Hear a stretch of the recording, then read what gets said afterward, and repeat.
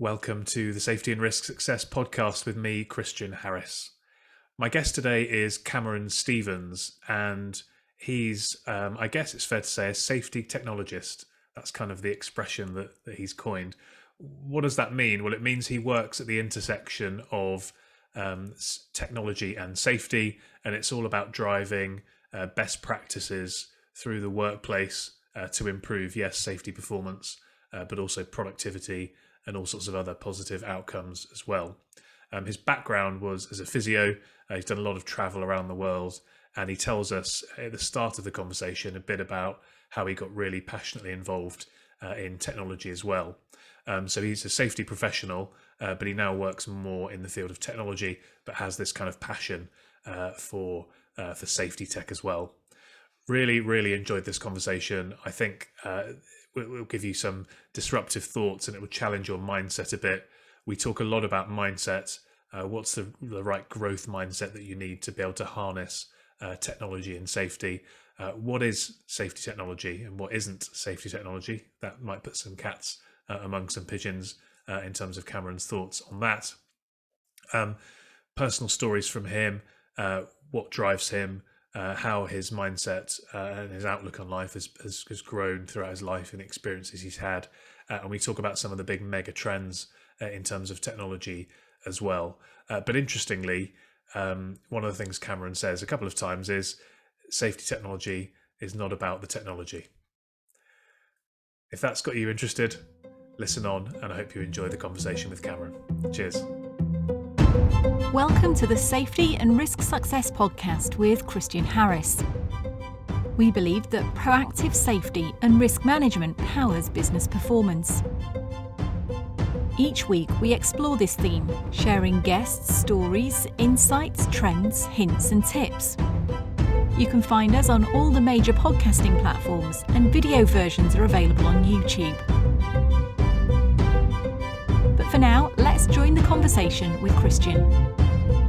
Cameron, welcome to the podcast. Thanks very much, Christian. Thanks for having me. Congratulations on putting out such great content. Oh, I don't know about that, but I always take a compliment. I always take a compliment. Yeah. So what I'd love to do. One for the night. Oh, there you go. Exactly. We started this off camera by a few little barbs. You know, we haven't even gotten into the ashes or anything yet, but I think we'll just avoid that. Let's just stick to what we're gonna talk about today. Otherwise, we could easily get sidetracked. We'll have to do that over a pint sometime. So what I'd love to do in terms of starting is if you could just kind of talk about not your origin story, because I know there's a lot more to it than that, but your experience that you shared with me before around working in the water industry and kind of what that gave you in terms of a bit of a light bulb moment to lead to where you are now. Yeah, sure. So I landed in a role at a water utility, and my role was it's a safety role, health and safety role. And the role was to look at the way that we could potentially improve the planning of high-risk tasks. High-risk tasks definition in that particular company was any task that had a credible consequence of a fatal outcome. So there were the tasks such as entering tanks, confined space entries, working at heights, working around vehicles, mobile plant, large mobile plant activities, excavations, etc. And I was approached to, and the job title is actually the manager of safe job planning, and it's effectively the equivalent of the manager of job safety analysis or something like that. JSAs or SWIMs, these different planning tools, and I was asked to explore ways to do that in a different way using the BlackBerry device, which had just come out. So it was the BlackBerry Curve. If you are a BlackBerry fan, you'll know. I loved a BlackBerry Curve. Yeah. Yeah. So the layout of the keyboard was a little different to your standard QWERTY tap on the keyboard that we're all pretty much used to. Mobile phones, and certainly the mobile phones where you could actually transmit data, multimedia data was very new, And it was a good concept and a good idea. And I was very naive to really the technology side of what was going on, and the information technology, IT infrastructure, and the way that mobile phones connected with the planning application, which in that business was SAP, the large enterprise resource planning tool. Lots of data housed, drawings, documents, the method statements, different things. And the idea was to send pictures for each step onto the task and then have parts of the work order information available on the device. And it all made sense, and we prototyped it and it looked pretty good.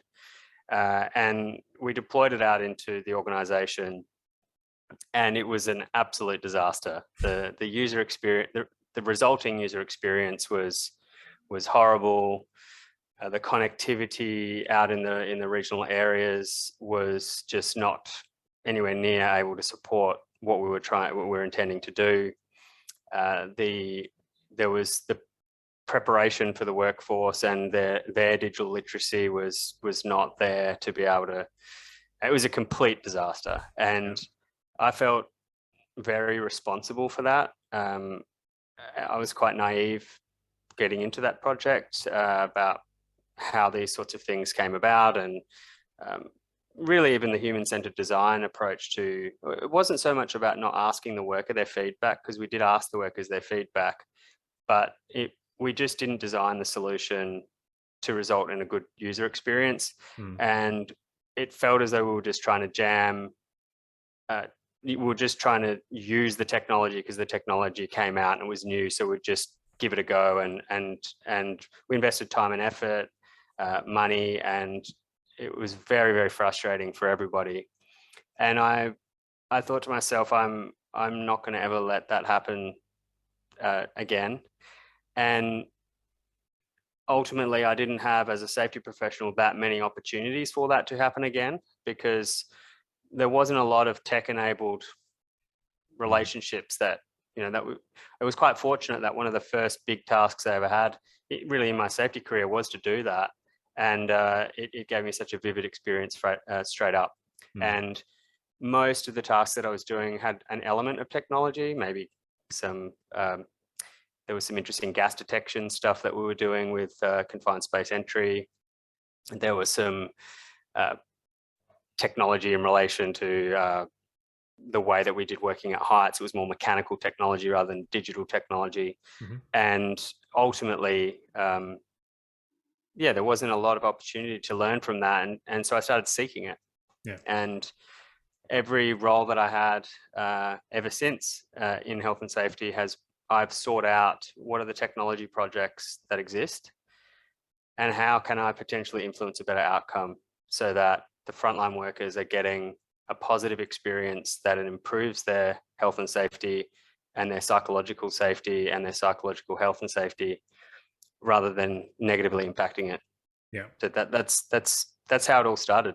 And I seem to remember words to the effect when we spoke about this before, that you kind of got to the point in time where you realized that kind of the final frontier, I suppose, in many ways, was tech in terms of improving safety in the world of work. Is that a fair assessment? Yeah. So when I jumped out of physio into the world of work and the world of health and safety professional practice, and studied my master's and started climbing the OHS professional ladder. And because to me it felt, if I got more senior in an organization, I'd have more influence, and then if I had more influence, I would therefore be able to see better outcomes in the organization. And I personally don't believe that the safety of work and your ability, and so my ability to actually influence the safety of work was really a lot to do with my level in the organization and my level of seniority. It was about the work, how I could influence the work practices in a positive way. And what I was noticing early in my career was the thing that was influencing work practices the most was technology. Mm. And it was kind of creeping up on us without us even realizing. And a really good example of that right now is just how much of a whack in the face a shift to Microsoft Teams and Zoom has been for organizations. And it's extremely clear to me that our health and safety professionals are in a great position to influence the outcomes of that shift. But it's technology that has shifted the work practice under the circumstances of COVID-19 in this current scenario. But over the last 15 years, we've seen huge shift in the way work is being performed because of technology. And when it comes to the traditional methods of us as health and safety professionals improving work, we typically will lean on how do we improve our risk management practice? How do we update this policy or procedure? How do we potentially do some form of leadership activity? And those methods that we deploy can only go so far if we don't look at the way that technology can then take the design of that work to the next level. And that to me, we haven't explored that enough as the safety professional cohort. To me, it really is the final frontier of things that we can look at in our toolkit, and we can still provide all of those foundational safety management system elements to our practice, but we should be injecting responsible implementation of technology into every facet of that. And I personally am not seeing that at the scale that I would like, and it's my mission to change that. Yeah, which is a very valiant mission to be on. So something I think that we should clarify is kind of the definition of safety technology, because lots of people might listen to that and say, "Oh, we're digitizing this and we're digitizing that, and we've got a sensor here and a sensor there." Is that what you would, how you would define safety technology, or is there something more to it? Yeah, so the typical response for, and you just look right now at conferences and things about technology in the safety space, and it will be almost always related to a digital safety management system. EHS management system software is typically the common term that we're seeing in the market. And don't get me wrong, there are elements of digital safety management practice that I would consider to be in my there's a slice of that I consider in the banner of safety tech. But for me, a safety management system that has gone from paper to digital is simply just digitizing safety management. It is not implementing technology to improve the safety of work.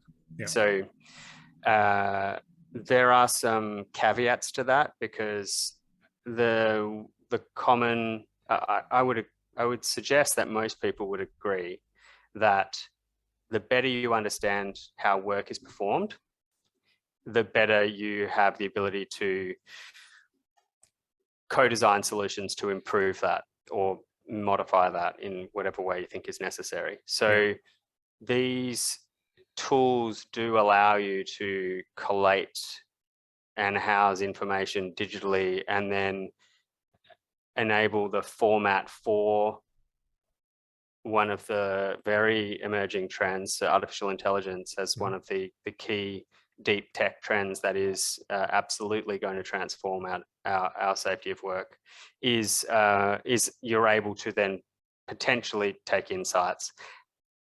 But it's a very long bow between having a drone fly into a confined space and having 5 people set up scaffolding and go inside that same confined space to do the inspection. It's a completely different world between implementing a digital safety management system and fundamentally improving the design of that work using tech. So it's a hard one, because I think the safety tech vendors that are out there are doing their bit to show how some of these those digital technologies have elements of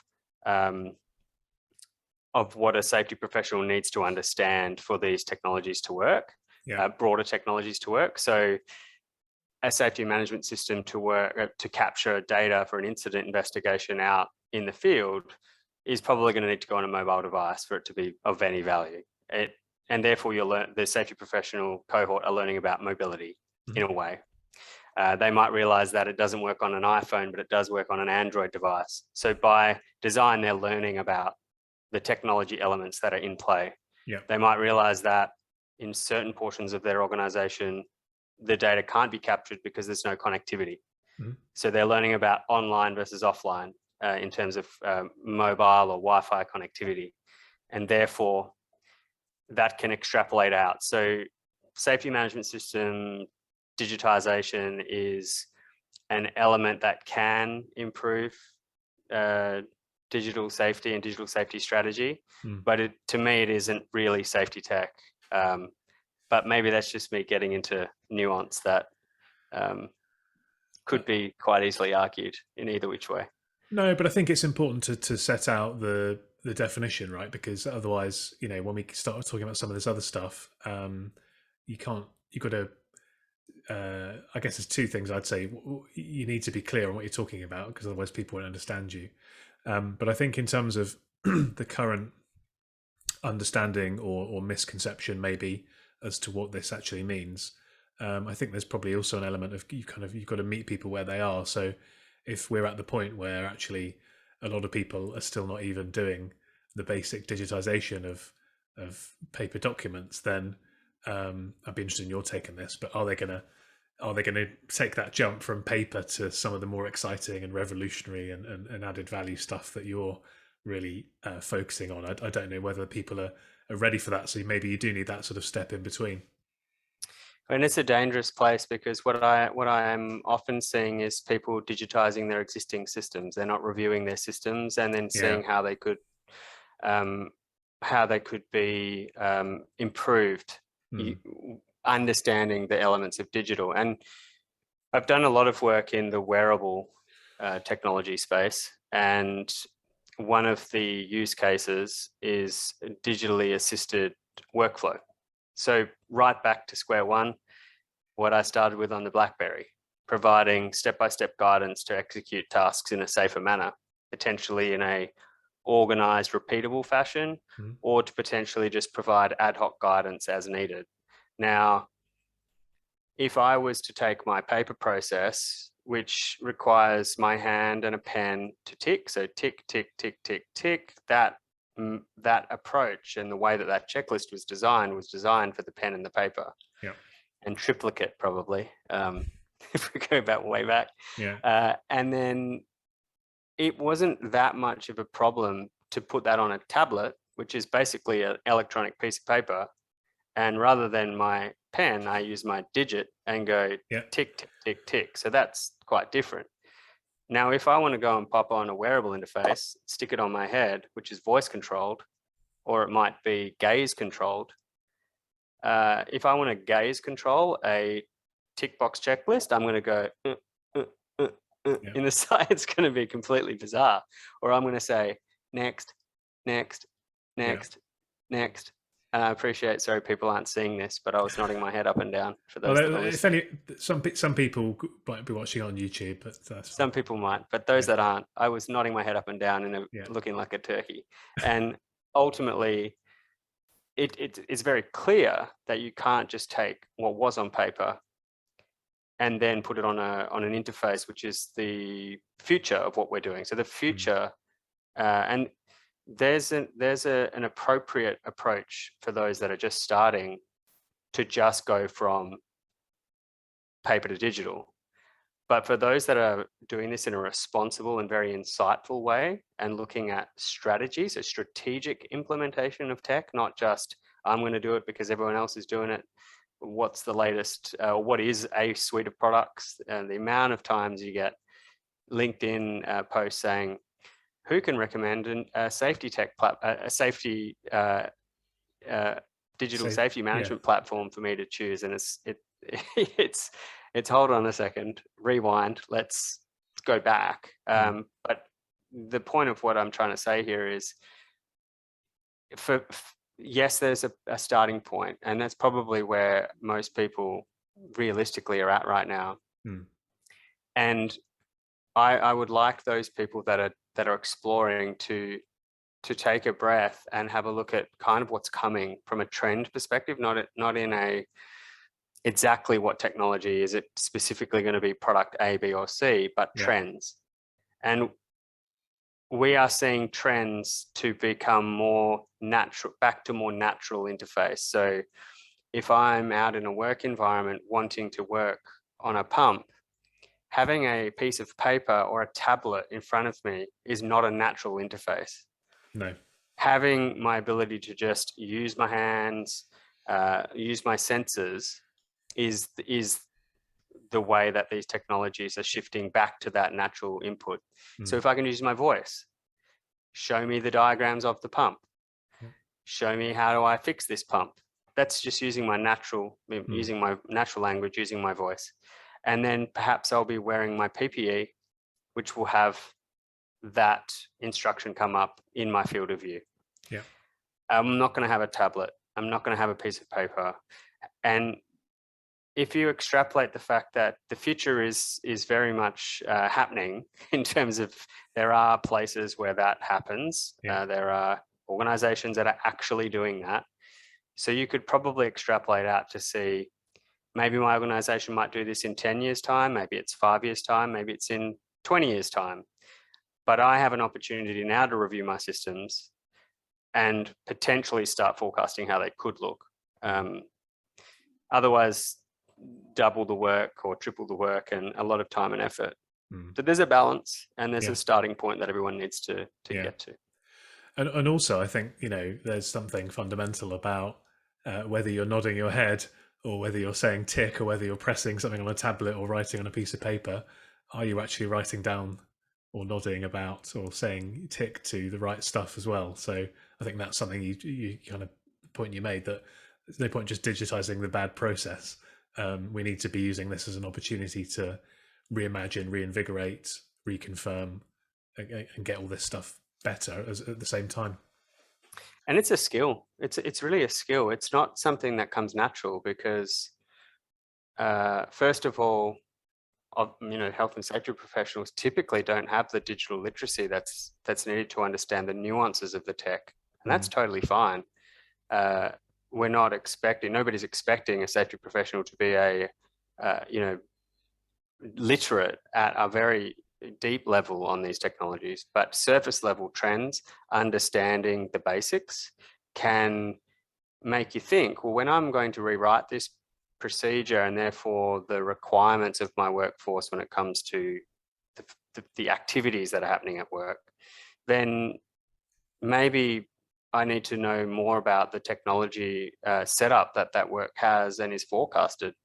And the people that are generally holding that strategic collision of technology and operations is operations, maintenance, and technology teams. It's not the safety team. No. And that's where we all have a role. We all have a very simple takeaway. So anybody listening to this podcast, first of all, thank you. And second of all, the first thing you can do if you're wondering where to start is go and meet your tech team. Say hello to them, introduce yourself. Ask whether or not there's anything you can do from a health and safety perspective, learn about what's on their strategy, and start becoming curious and inquisitive about maybe what they're doing could actually impact what I'm doing, and maybe what I'm doing could impact what they're doing. And perhaps you'll forge a relationship which can truly transform things in your organization. Yeah. It's all about communication and collaboration, isn't it? Those themes shine through all the time when we're talking about how to achieve better outcomes. So definitely on board with that. I thought you were going to say join your safety tech LinkedIn group as the best thing to do. Well, I'm finding a real balance. With things like the safety tech LinkedIn group, point of those is probably, I'm struggling to meet my safety professional colleagues at the right level, because there are a mix of, there's a sprinkling of folks out there that are doing some amazing work, and there's some amazing technology companies that are very interested in learning about how to improve the way that they can offer health and safety related use case solutions. And that's probably the level that I'm conversing in those groups, because I'm wanting, or I'm trying to engage at that level because I'm wanting to learn myself. And I'm trying to build a small army of people that are able to deeply engage on topics, perhaps around artificial intelligence ethics, or these new hazard categories for spatial 3D overlay and augmented reality. And it's way beyond the appropriate conversation for someone that's already a little bit bewildered. So what's currently missing, and something that I'm looking to refocus my efforts and attention on, is the basics.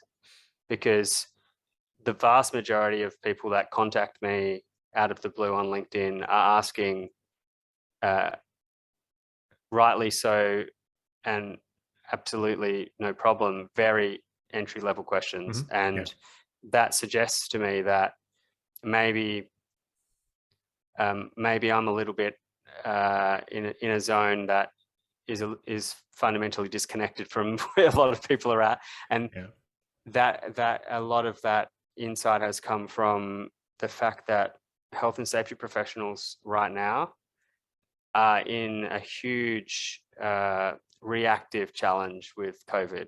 So they are having to generally knuckle down on the fundamental 101 of protecting the workforce at a fundamental level. Of course, And my challenge to that, though, is tech still has a role to play if you can play your cards properly. And there's been a lot of negative outcomes with safety, knee-jerk reaction inputs to mitigate COVID-19. Proximity detection is a big one. Even requesting people to do temperature sensor stuff. I know it was related to Delta, but it was not well thought out. It was a little bit intrusive. It was quite significantly intrusive of privacy, so it broke trust. And they're the fundamental ingredients that you don't want to you really don't want to be entering in that territory right now when you're already burnt out, and that's your first foray into tech, and it's a complete bust. So it's BlackBerry days. BlackBerry v COVID, like a nightmare. Oh, let's not even go there. That's that will keep a lot of people up late at night worrying. So there's a skill set and knowledge piece here. Is there also like a mindset hurdle or sort of challenge to overcome in terms of our mindset towards how we should look at this, or even is it more fundamental than that? Is our mindset around safety and risk management perhaps a bit too negative and not so much about the opportunity side of things? Yeah, look, when it comes to safety technology, it's actually not really about the technology. The technology comes only with a mindset that enables innovation and change. And when I was employed as a safety professional, I would often do psychometric tests to get the roles, and they would ask me lots of questions about whether I was a rule breaker and whether or not I followed things in a particular way and I was compliant. And there was a psychology that they were trying to effectively, the way that those instruments were designed, in my view, were to try and hire people that were very resistant to actually wanting to do things in a different way, because they were okay with just getting it done in a particular way. And I'm using my hands again on go watch the YouTube. Go watch the YouTube. No, that's fine. That's fine. Don't worry. And ultimately, what it led to for me was this mindset of being very closed to change and very closed to innovation, not even consciously, it just happened. And so when I was in the workforce and I was asked, look, we want to bring in this new tractor into this work environment, and the first thing I would think of is, what are all the things that could go wrong? And that was my mindset. It was all about negativity, negative outcomes, worst credible consequences, what could go wrong and how could I control it? And I thought that was absolutely the things that I should be doing. And yes, I should still be doing those things. But what if the first thing I said was, wow, that's an amazing opportunity bringing that new truck in. It must make the work a lot easier. We're probably going to have less people on site. There's probably going to be a whole number of other tasks that we could use this for. What an awesome piece of kit. That's such a great idea. How can I get involved in trying to get this sorted out? Oh, and by the way, we're going to have a look at all the things just to make sure that by implementing this technology, we're not going to have all of these significantly negative outcomes. Yeah. So that approach, that shift in mindset fundamentally enables innovation and change. And when it comes to safety tech, you don't even bother starting your journey about exploring technology solutions without having that shift in mindset. Yeah. And to me, that mindset shift was palpable in two ways. When my daughter was born, I guess I had quite a significant anxiety episode around that time.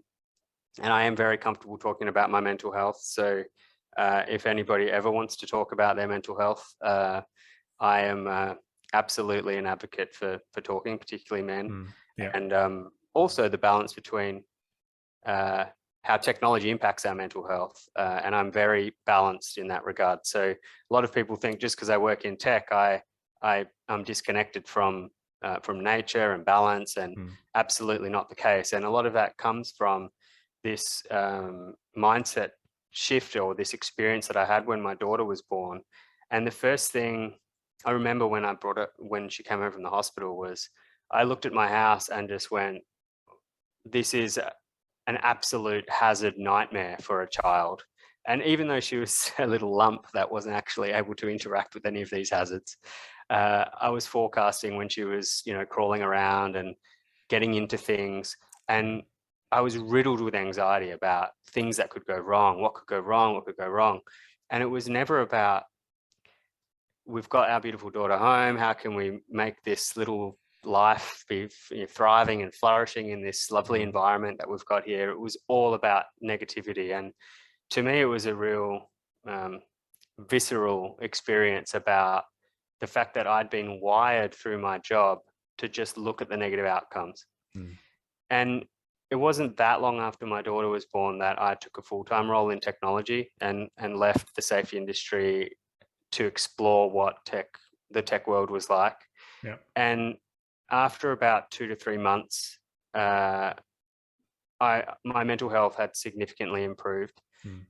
And I was wondering why. And I was reflecting and speaking with a therapist that I had engaged, still speak with him.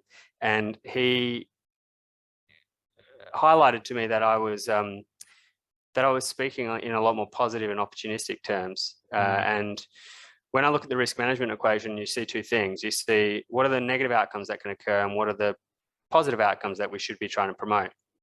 And when the conversations that I was having in technology discussions were about very much that conversation I talked about, the random example with the truck, was what can we do to improve here? How can I help? Or maybe we could collaborate with that company and maybe we could get more information from these people and together we can build this phenomenal solution. And that's the shift in mindset that I realized I was having and realized that I didn't have as a safety professional. Yeah. And when I engage with safety professionals around technology solutions that are proven to help and proven to to be beneficial and can be managed in terms of the negative outcomes, the potential negative outcomes. There is a very clear split of safety professionals that have a very closed mindset around innovation. The first thing they'll say, regardless of what the technology is, will be to jump on the negative outcomes. And they'll talk about the one documented experience that was probably in a random editorial newspaper that has, poor taste, and that they're just talking random off the cuff quotes or something, and they'll just draw on that, and you can't have a conversation about innovation and change. Whereas there's a portion of professionals that are starting to think about things with an agile mindset, with an open mindset, and that's the pathway for them to look at technology in a better way. So yeah, safety tech is not about tech, it's about mindset. And then it's about tech. Mindset first, otherwise there's not even any point in trying. And something that came to mind as you were talking about that was a fellow Aussie called Daniel Priestley. I've mentioned before on the podcast. He's got a business. This is all around entrepreneurship and developing entrepreneurs' businesses and things like that. And he talks a lot about the fact that the school system is set up to produce kind of worker bees. So the school system was set up in the Industrial Revolution age to basically create factory workers, right? And whether those were blue collar or latterly white collar factory workers. So it's all about compliance. It's all about doing things the same. It's all about avoiding risk, I suppose, and not putting your head above the parapet.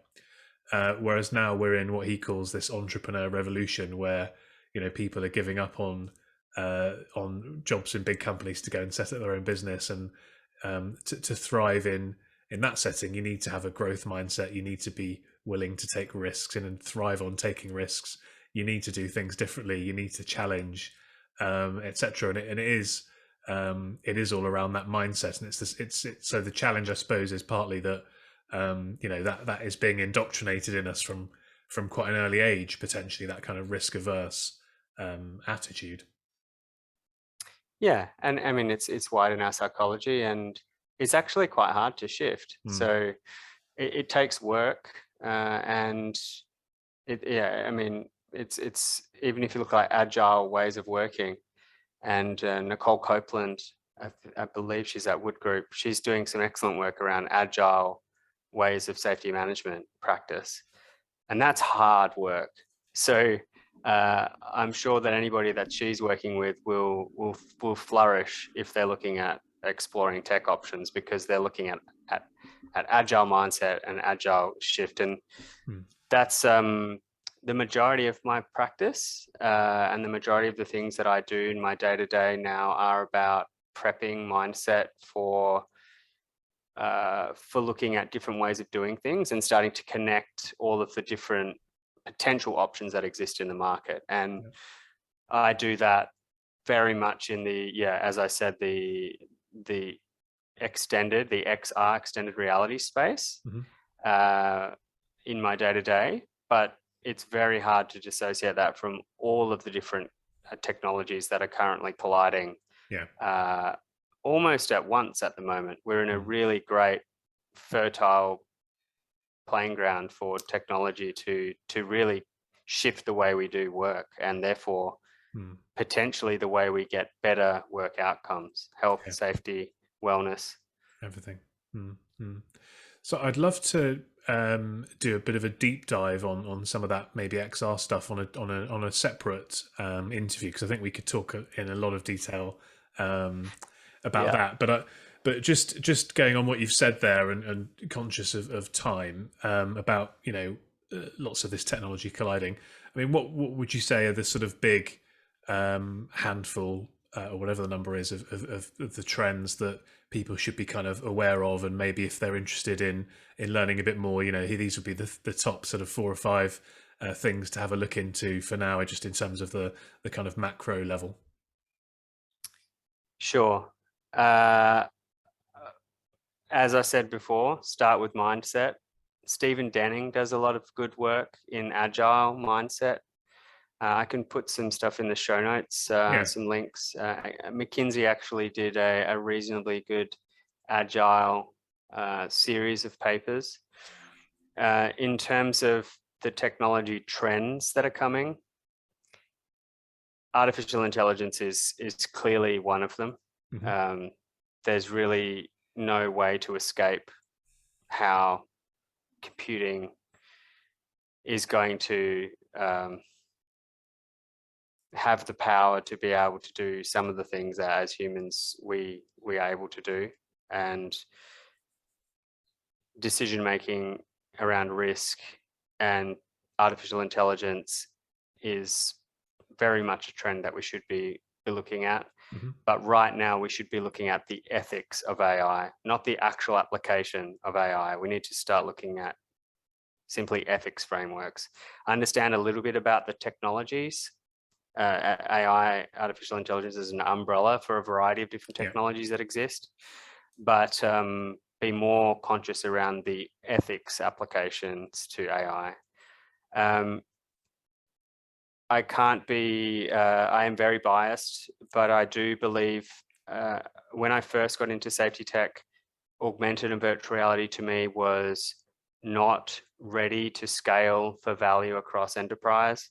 We're at the cusp of significant shift because of a few technologies that are happening around cloud computing. And I won't go into the details of what these are in this podcast, but cloud computing, augmented reality, pass-through technology on virtual reality headsets is big. So spatial anchoring of information in 3D space. So the ability to walk around your environment and see digital information anchored onto the real world through a digital interface. Okay. Hopefully I haven't lost you there. No, yeah, I think I can, yeah, understand that. Yeah. The connectivity solutions, so 5G, which will become 6G, Wi-Fi 6, which is a Wi-Fi protocol, and low orbit satellite technology. So the ability to have connectivity anywhere will absolutely drive health and safety use cases. And the sensors that will connect into that network. So the Internet of Things connected sensors. Yeah. There will be sensors for pretty much anything and everything you want sensors for. And for those sensors to be able to be connected to a reliable network that can then be visualized with a heads-up display in your real world, and then run an artificial intelligence algorithm over that data. Those technologies combined right now with blockchain technology to be able to then make those packets of information non-fungible, I think will be, so an example of that in tangible terms for people would be a digital wallet for your credentials that can't be forged, that can't be anyone else's, that are assigned to you and allocated to potentially tasks and activities and locations and geographies. So those types of technologies, and there's a few more, but those technologies together will be only powerful together, not as separate. And they're all kind of at a pace where they're all at and quantum computing, which will then layer that all together. Once we see that all come together, I think we will see a significant shift in the way work's performed, because robotics and automation will come off that, and we will see humans be more human in the workplace, and we will see a significant amount more interaction with technology. And for me, if you're a safety professional that is not at least at surface level curious about what this could look like, rather than completely disengaged because you're bewildered by it, take a breath. And there are simple places to start, because it will happen to you if you don't become part of the conversation. Yeah. And not in a bad way. It'll just happen around you. You'll probably get a little bit swallowed up by it. And there are a few people that are quite overwhelmed by that because the technology moves so fast, but there's some simple things that you can do. And I think that's where I've landed in my journey around helping the health and safety community with this. Is there's some 101 basics that we need to get sorted. Let's get the collective health and safety community at a base level. And if that resonates with people, stick your hand up, because there currently isn't anything out there right now to do that. I will look to create it if there's enough interest. So yeah, I think it feels that that's where we're at. I would like us to be further ahead, but I don't. And for those of you that are further ahead, also get in touch. I love having a banter around the edges of the earth and what could be happening, and why not take all of this to space? Exactly. Well, that's great. And so I'd encourage everybody to. I mean, we'll put some links and things in the show notes, so check those out. But do reach out and connect with Cameron on LinkedIn, and follow what he's doing, because there's some great stuff he's involved in, and not just talking about what he's doing on a day-to-day basis, but talking about these big trends and all these different technologies. And so I think that's a great place for people to go to learn some more. Thanks, mate. It's been fun. Yeah, no worries. It's been good. Well, thanks for joining us as well, and look forward to seeing you on next week's episode. Cheers. Thanks for joining us on the Safety and Risk Success podcast. If you've enjoyed this episode, please hit follow and do share on social media. Does anyone you know spring to mind as a great guest, even yourself? If so, please contact us on podcast@slipsafety.co.uk. See you next week for another episode.